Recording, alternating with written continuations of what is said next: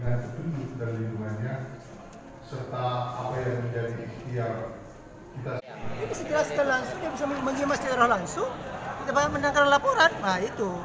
Jadi itu makanya Golkar ngotot supaya kerja gubernur kan ada wakil gubernur. Ya kan ada wakil gubernur kan ada di Makassar. Masa terima tamu lebih penting daripada sini? Iya kan? Ada seolah-olah tidak menghargai legislatif ya. Kayak memandangnya yang legislatif. Oh bukan, itu bukan kata-kata saya. Ya.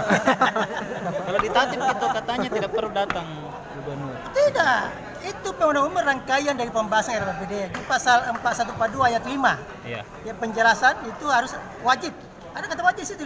Baca nanti kita lihat di pasal 142 ayat 5. Wajib gubernur dan atau wakil gubernur. Oke, Bos?